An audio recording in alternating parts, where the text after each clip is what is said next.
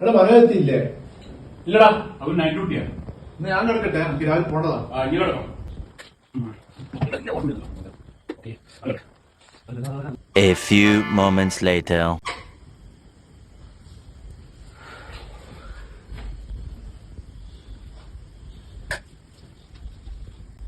നിർമ്മലേ, എടാ നിർമ്മലേ, എടാ നിർമ്മലേ.